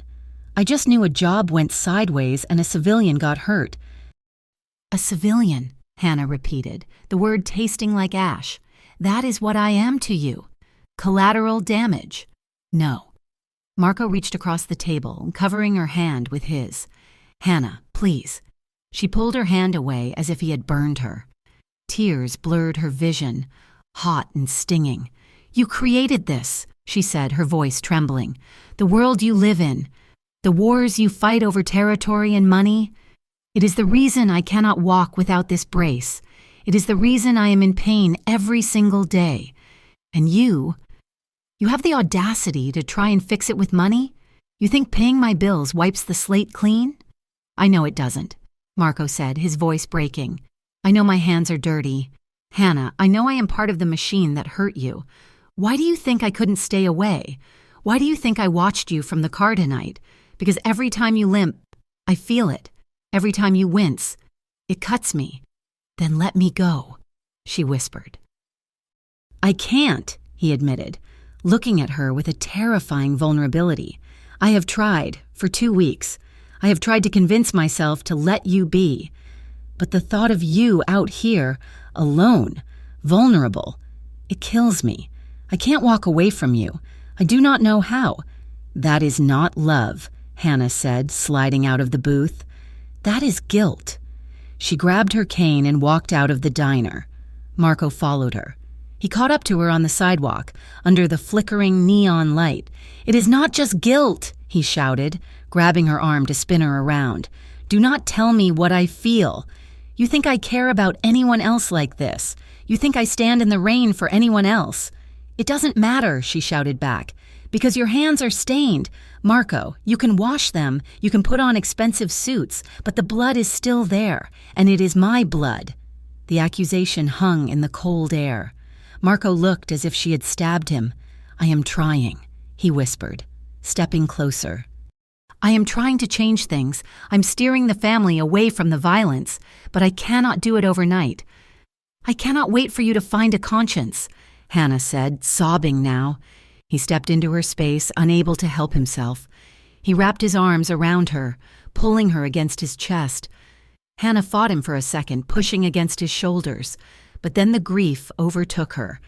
She crumbled, her fingers twisting into the wool of his coat, burying her face in his neck. They clung to each other on the corner, two broken people trying to find a whole piece between them. Marco buried his face in her hair, breathing her in, murmuring desperate apologies against her skin. I can protect you, he swore. I will burn the whole city down if I have to. Just let me stay. Hannah squeezed her eyes shut. She felt the warmth of him, the strength that she had come to rely on. It would be so easy to say yes, to let him pay the bills, to let him carry her up the stairs, to let him ward off the world. But she saw the flash of the truck headlights in her mind. She saw the runner speeding away. She saw the fear in the eyes of the man Marco had threatened. She pulled back. She placed her hands on his chest and pushed. No, she whispered. Marco let her go, his hands falling to his sides. I cannot be with you, Marco, she said, her voice steadying. I cannot look at you and not see the thing that broke me. And I cannot live my life waiting for the next car to hit me because of your enemies. I cannot live in fear. Hannah, goodbye, Marco. She turned and walked away. She forced herself to walk with an even, steady rhythm, planting her cane firmly, refusing to look back. She knew if she looked back, she would run to him. In the weeks that followed, Hannah rebuilt her life. This time, she built it with a new kind of mortar. She kept her job, but she stopped letting Gary push her around. When he asked her to stay late, she said no. She started looking for freelance editing work, building a portfolio that would eventually let her work from home. She went to physical therapy with a vengeance. She stopped looking for quick fixes and focused on strength. And she started volunteering. Every Saturday, she took the bus to the Riverton Community Center. It was a rundown brick building on the east side that offered programs for people with disabilities. Hannah started by answering phones, but soon she was leading a support group for accident survivors. She sat in a circle of folding chairs with veterans, stroke survivors, and kids with cerebral palsy. She told her story. She listened to theirs. She helped them navigate the labyrinth of insurance claims and accessibility rights for the first time since the accident. She wasn't just surviving her disability, she was using it. She found a fierce, burning purpose in being an advocate. She realized she didn't need a savior in a black car. She could be her own savior. But while Hannah was finding her light, the shadows in Riverton were lengthening. Across town, in a warehouse that smelled of rust and illicit cigarettes, a man named Victor Dane was looking at a series of photographs spread out on a metal table. Victor was the opposite of Marco. Where Marco was calculated and polished, Victor was chaos and cruelty. He had been losing territory to the De Laurentiis family for months, and he was getting desperate. He picked up a photo. It was grainy, taken with a long-lens camera. It showed Marco De Laurentiis standing outside a diner, his face buried in the neck of a woman with curly hair and a leg brace. "This is her?"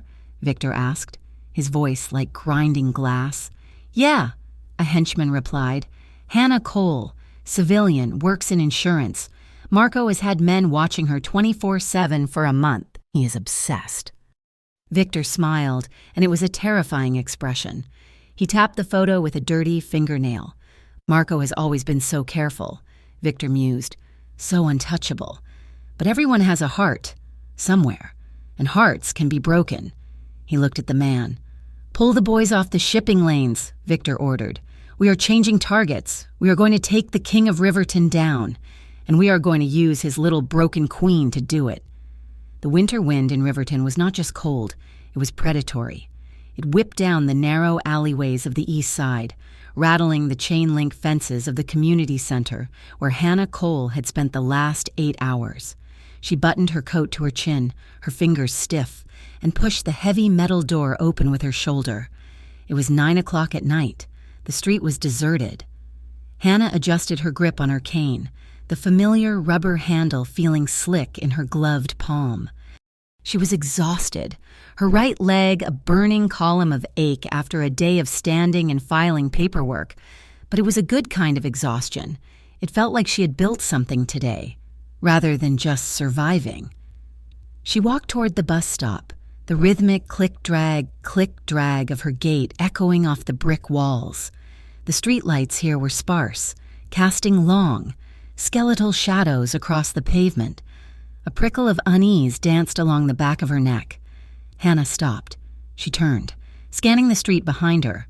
A stray cat darted under a dumpster. A newspaper tumbled in the wind. There was no one there. "You are being paranoid," she whispered to herself, forcing her feet to move. "Stop watching for shadows." She reached the bus stop, a lonely bench under a flickering light. She checked her phone. The bus was due in 4 minutes. A gray van turned the corner. It was moving too fast. The tires screeched against the asphalt as the driver slammed on the brakes, the vehicle swerving violently to the curb right in front of her. Hannah's heart stopped. She took a step back, raising her cane instinctively. The side door slid open with a harsh metallic grind. 3 men jumped out. They were wearing ski masks and dark, nondescript clothing. "No!" Hannah shouted, the sound tearing from her throat.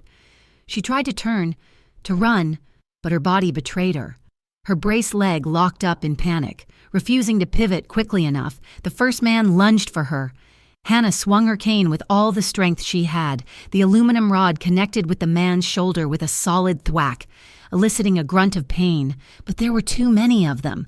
The second man grabbed her from behind, pinning her arms to her sides. The third grabbed her legs. "Let me go!" she screamed, kicking out wildly. Her heavy boot connected with a shin, but the grip on her was ironclad.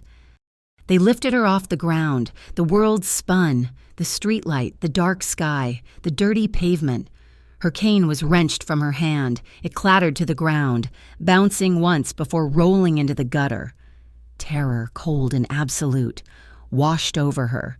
She filled her lungs with air, needing to scream one name. It was the only name that mattered. "Marco!" The scream was cut short as a rough hand clamped over her mouth. She was thrown into the back of the van. The door slammed shut, sealing her in darkness, and the vehicle roared away, leaving nothing behind but a scuffed cane lying alone on the sidewalk. In the executive boardroom of De Laurentiis Shipping, the air was thick with smoke and tension. Marco De Laurentiis stood at the head of the table, his face a mask of bored irritation. He was listening to a union representative drone on about overtime pay for the night shift. Marco checked his watch. He was wondering if Hannah had made it home. He knew his men were watching her, but the urge to drive by her apartment just to see the light in her window was a constant, maddening itch under his skin. His personal phone buzzed on the table. It was the emergency line, the one only 3 people had. The room went silent as Marco picked it up. He did not say hello. "Report," he said. "Boss." The voice on the other end was breathless, panicked. It was Russo, one of the men assigned to Hannah's detail. "We lost her." Marco felt the blood drain from his face. The room tilted on its axis. He gripped the edge of the heavy mahogany table so hard the wood groaned. "What do you mean? You lost her?" Marco asked, his voice a low, terrifying whisper that carried more weight than a scream. "A van," Russo stammered. "Gray Ford. Plates were mudded. They came out of nowhere at the bus stop on East 8th. We were too far back to intercept. They grabbed her. Boss, they took her." "Did you see the markings?" Marco demanded. "Who took her?" "There was a decal on the back bumper," Russo said. "A red hawk. It is Victor Dane's crew." Victor Dane. The name hit Marco like a physical blow. Victor was a butcher, a man who didn't care about business or rules, only about inflicting pain to make a point. Marco hung up the phone. He stood there for a second, the silence in the boardroom deafening. His associates were staring at him. They saw the color leave his face, replaced by a look of such pure, concentrated violence that the union rep took a step back. "Meeting is over," Marco said. "But Mr. De Laurentiis, the contract." "Get out!" Marco roared. He flipped the heavy table, sending papers and water pitchers crashing to the floor. The men scrambled for the exit, terrifyingly aware that the beast they usually kept in a suit had just broken its chains. Marco dialed his second-in-command. "Get the tactical team ready. I want satellite tracking on a gray Ford van heading out of the east side. Call my contact at the Federal Bureau. Tell him I am ready to make the deal. But first, I am going to get her back." He walked out of the office, stripping off his tie as he went. He was no longer a businessman. He was a man whose heart had just been ripped out of his chest, and he was going to burn the city down to find it. Hannah woke up to the smell of mold and damp concrete. Her head was throbbing, a dull, rhythmic ache that matched the pulsing pain in her leg. She opened her eyes. She was in a large, open space. High windows, broken and jagged, let in slivers of moonlight. It was a warehouse, abandoned and rotting. She tried to move and realized she couldn't. She was tied to a heavy wooden chair, her wrists bound behind her back with zip ties that bit into her skin. Her legs were tied to the chair legs. "Wakey, wakey." The voice was smooth, oily. Hannah lifted her head. A man stepped out of the shadows. He was wearing a long shearling coat and smiling as if they were at a cocktail party. Victor Dane. She recognized him from the news, from the dossiers she had frantically Googled weeks ago. "Where am I?" Hannah rasped. Her throat was dry. "You are the guest of honor," Victor said, walking a slow circle around her. He stopped and looked at her leg. He reached out and tapped the plastic shell of her brace with the toe of his boot. The broken little bird. I have to say, I was expecting a model, or a stripper.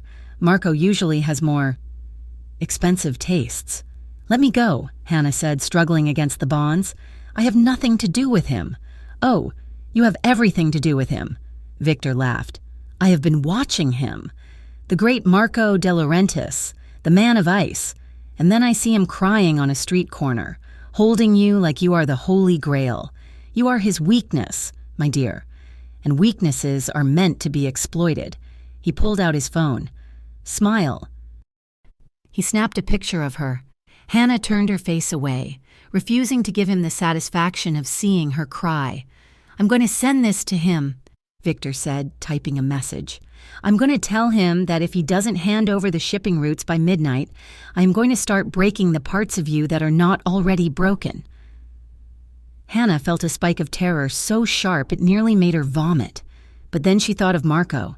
She thought of the way he had looked at her in the diner, the desperation in his eyes. He would come. She knew it with a certainty that settled in her marrow. "He will kill you," Hannah said. Her voice was shaking, but her chin was up. "If you touch me, he will not give you routes. He will tear this place apart, brick by brick." Victor's smile faltered. He leaned in close, his breath smelling of peppermint and rot. "Let him try." Marco stared at the phone screen. The image of Hannah, tied to a chair, her hair matted to her forehead, her face pale but defiant, burned into his retinas. He was in the back of an armored SUV, speeding through the industrial district. Next to him sat Sal, checking the magazine of a semi-automatic rifle. "We have a location," the driver shouted. "Old textile factory on the waterfront. Thermal imaging shows 6 heat signatures inside." "6," Marco repeated. "Victor and 5 guards." "We go in hot?" Sal asked. "Kick down the doors?" Marco closed his eyes for a second, forcing the rage down, compressing it into a cold, hard diamond of focus. If they went in shooting wildly, Hannah could get hit. Victor would use her as a shield. "No," Marco said, opening his eyes. "We go in quiet. We cut the power. We use the night. I want them blind." He looked at Sal. "And Sal? No kills unless absolutely necessary. I made a deal with the feds. They are 10 minutes behind us. If we turn this into a massacre, the deal is off, and I go to prison for life. I need to be free to take care of her." The SUV skidded to a halt a block away from the warehouse. Marco got out. He wasn't wearing his suit jacket anymore. He wore a tactical vest over his dress shirt, a pistol holstered at his side.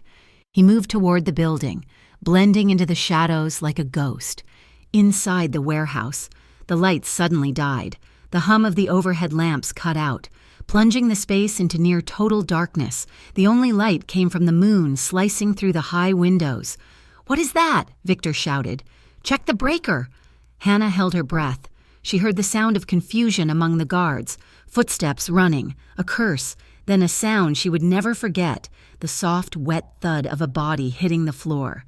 Then another. Silence. "Marco!" Victor screamed, his voice cracking with fear. "I know you are here. Show yourself." A figure emerged from the blackness behind a stack of crates. It was Marco. He moved with a terrifying fluidity. Gun raised. 2 guards rushed him. He didn't fire. He pistol-whipped the first one with a brutal efficiency and swept the legs of the second, knocking him unconscious before he hit the ground. "Hannah!" Marco called out, his voice raw. "I am here," she shouted. "Center of the room!" Marco sprinted toward her.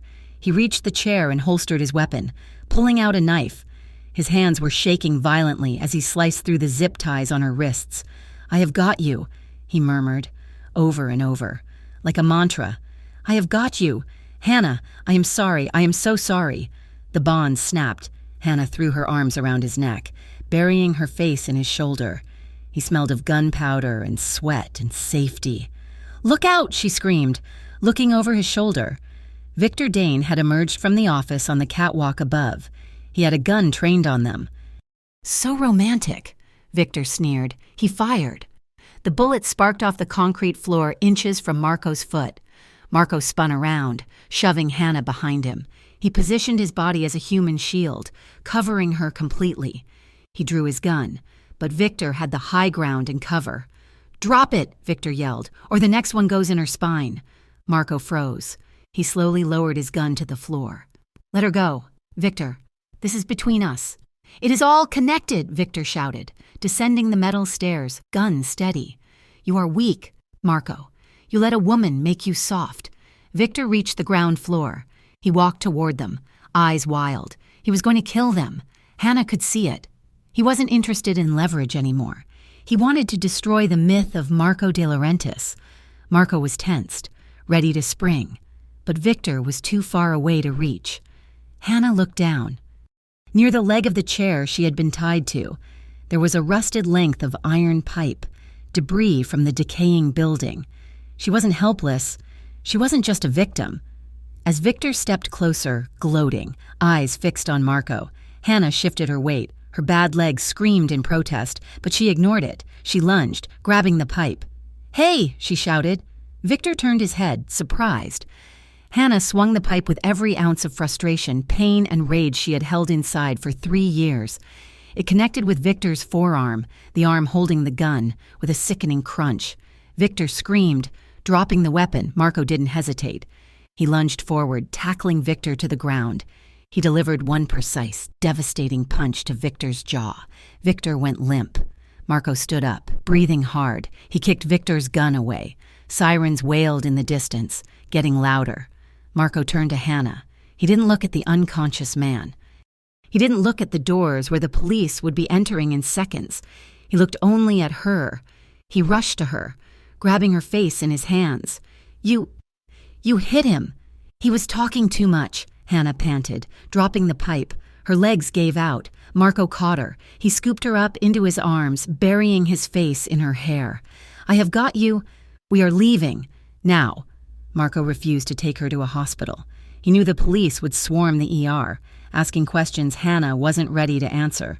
Instead, he drove her to a private clinic on the outskirts of the city, a place run by a doctor who owed the De Laurentiis family a life debt. The exam room was quiet and dimly lit. The doctor, a kind man with graying hair, had checked her over, cleaned the scrapes on her wrists, and given her a mild sedative for the pain.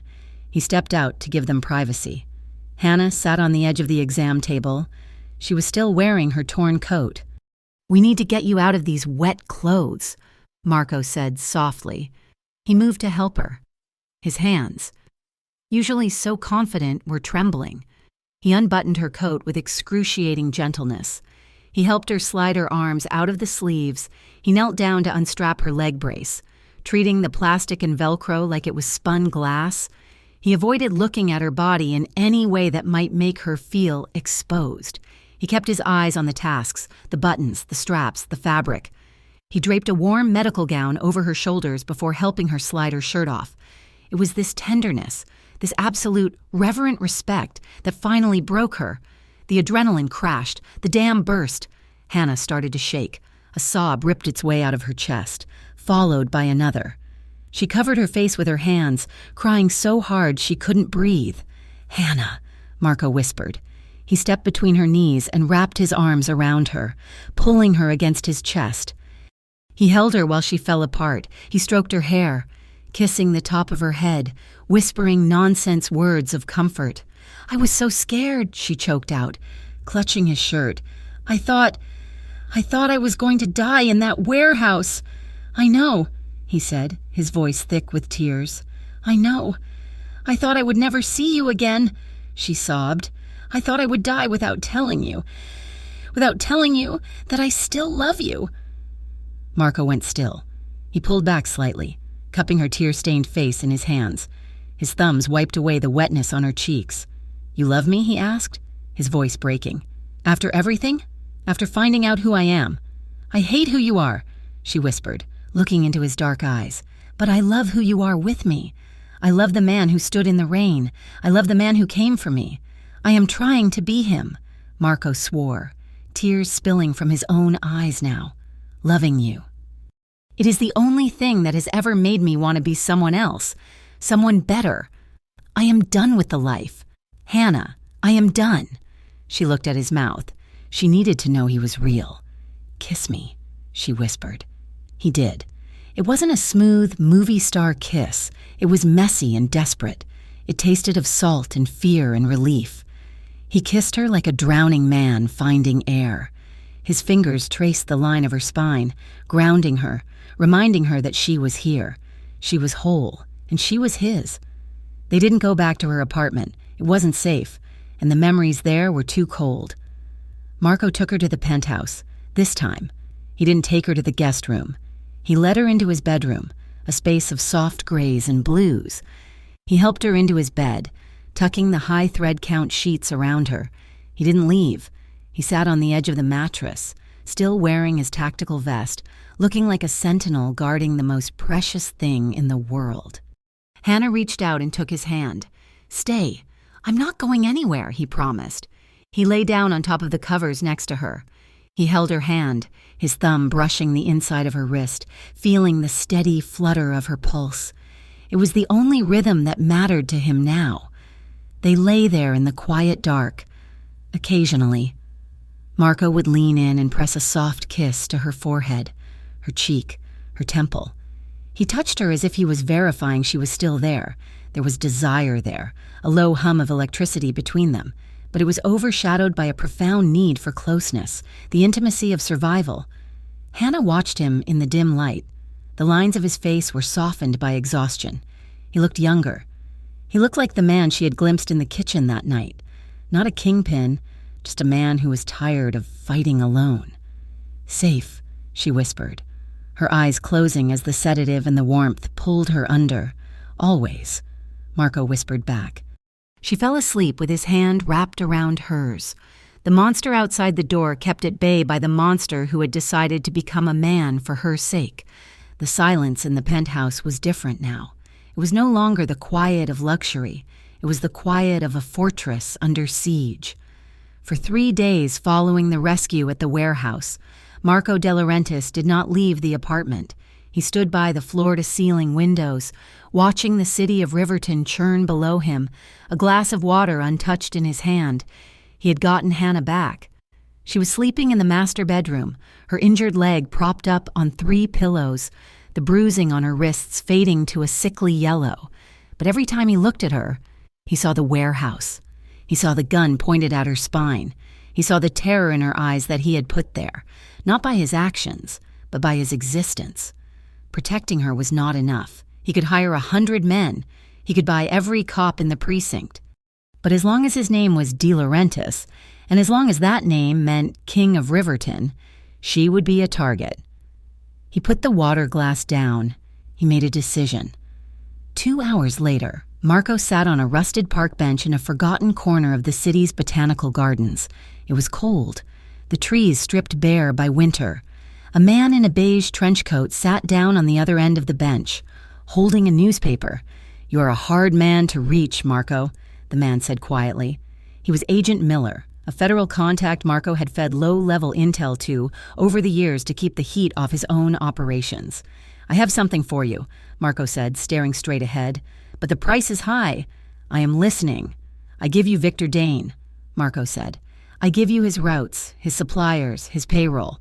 I give you the evidence to bury his organization for 50 years. Miller folded his newspaper. "And what do you want? Immunity?" "No," Marco said. "I want out.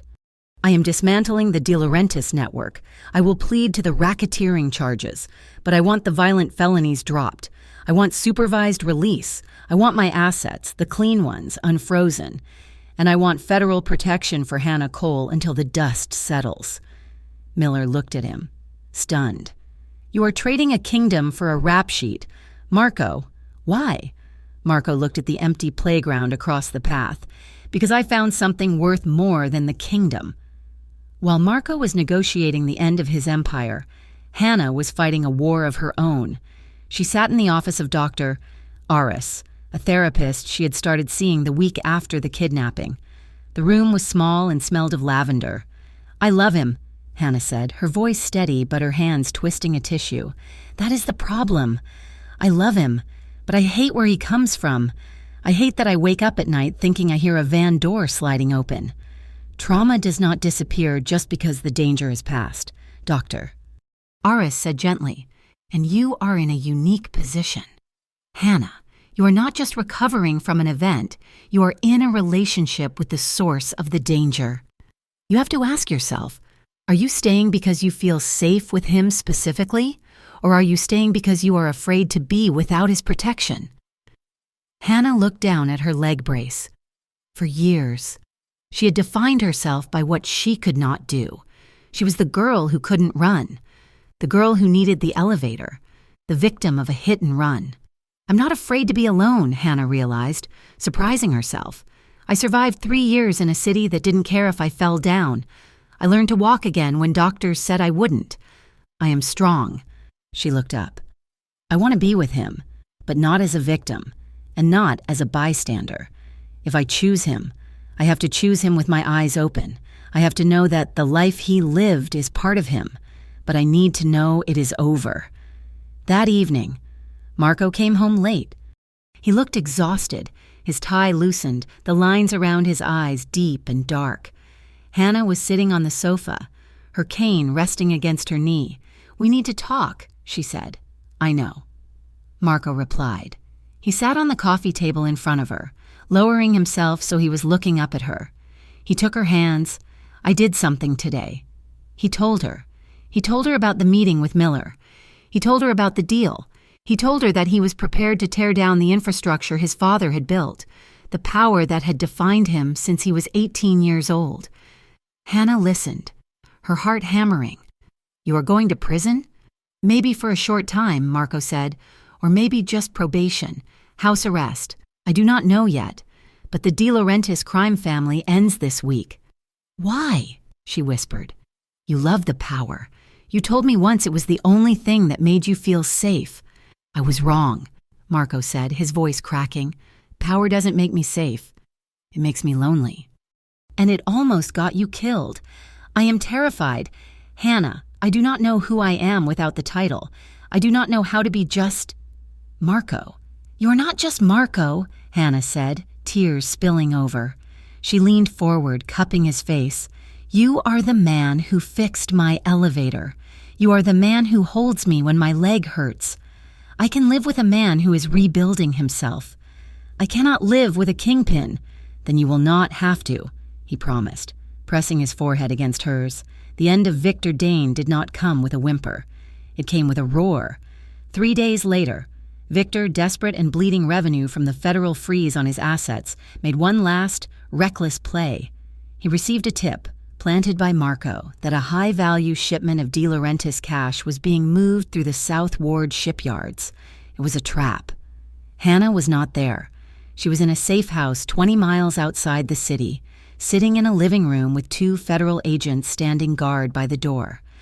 The television was on, tuned to the local news. "Breaking news," the anchor announced. Heavy gunfire reported at the Riverton Naval Yard. Police and federal agents have surrounded the area. The camera cut to a helicopter shot. Hannah saw police cruisers swarming the industrial park like ants. She saw flashes of light, muzzle flares, from inside the shipping containers. Her heart twisted in her chest. Marco was down there. He had insisted on being part of the operation. To ensure Victor took the bait, he was walking into the fire to put it out. "Please," she whispered to the empty room. "Please come back." On the screen, chaos erupted. A group of men were led out in handcuffs. The anchor's voice rose in excitement. "We have confirmation that Victor Dane, the alleged head of the Dane crime syndicate, has been taken into custody. There are reports of injuries on the scene." Hannah leaned forward, clutching her cane until her knuckles turned white. "One man is being loaded into an ambulance," the reporter said. "Sources identify him as a cooperating witness." The camera zoomed in. It was a blurry shot, but Hannah knew the shape of his shoulders. She knew the coat. It was Marco. He was on a stretcher. There was a splash of bright red on his white shirt, high on the shoulder. Hannah stood up, ignoring the bolt of pain in her knee. "I need to go," she told the agents. "Take me to him. Now." The hospital room was sterile and bright, a stark contrast to the warm, shadowy world Marco usually inhabited. He was lying in the bed, his left shoulder heavily bandaged, an IV line running into his arm. He looked pale. He looked human. When Hannah burst into the room, limping heavily because she had refused the wheelchair in the lobby, Marco's eyes flew open. "Hannah," he rasped. She didn't say a word. She crossed the room as fast as her leg would allow and collapsed into the chair beside the bed. She took his good hand, lacing her fingers through his. "You got shot," she said, her voice trembling. "Just a scratch." Marco tried to joke, though he winced when he shifted. "Victor has terrible aim. He was aiming for my heart. He missed," Hannah said fiercely, "because your heart belongs to me." Marco went still. Tears welled in his eyes, spilling over to track down his temples. "It does," he whispered. "It always has." "Is it over?" she asked. "It is over," Marco said. "Victor is in custody. Miller has the files. The De Laurentiis family is dead. I am just a guy with a gunshot wound and a very good lawyer." Hannah leaned down and kissed his hand. "Then we start from here." The transition was not easy. It was messy, public, and expensive.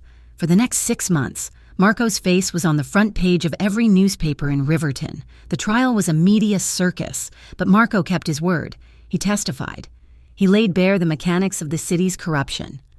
Because of his cooperation and the evidence that brought down Victor's much more violent network, the judge was lenient. He was sentenced to 5 years of supervised probation, a massive financial restitution penalty that drained his offshore accounts, and a lifetime ban from any gaming or shipping enterprises. He walked out of the courthouse not a free man, but a man with a future. He had enough legal assets left, money he had inherited from his mother, clean money to start over.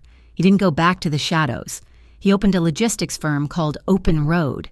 It specialized in secure medical transport and supply chains for underserved communities. Hannah watched him work. She saw him struggle with permits, argue with city planners, and deal with taxes like a normal citizen. She saw him frustrated, tired, and stressed, and she loved every minute of it, because his stress was honest. Hannah flourished too. With a grant from Marco's new company, the community center expanded. Hannah designed a new wing dedicated to adaptive fitness and arts. She wasn't just the woman with the cane anymore. She was a director, a leader. She increased her physical therapy. She pushed herself on the treadmill. She lifted weights. She sweated through the pain. She wasn't trying to fix herself for Marco. She was building a body that could carry the life she wanted to live. It was a Tuesday in October, exactly 1 year since the rainy night they had met. Marco picked Hannah up from the community center.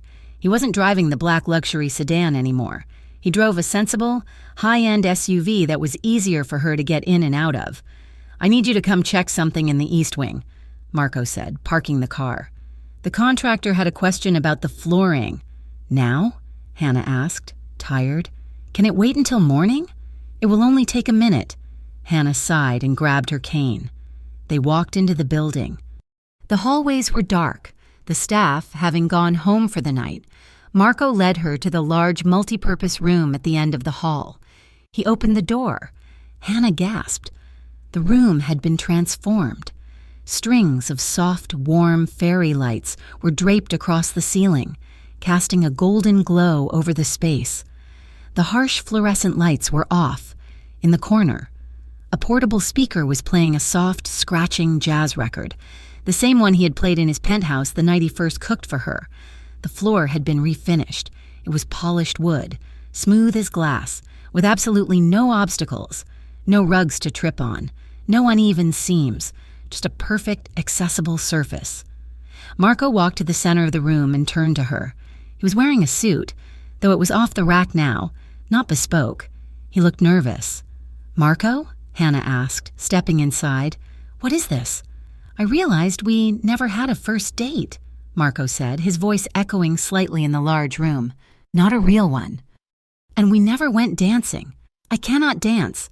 "Marco," Hannah said, gesturing to her leg. "You know that.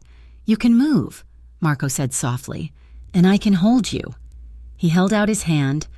Hannah looked at it. She looked at the smooth floor. She looked at the man who had burned down his kingdom to stand here with her in a community center rec room.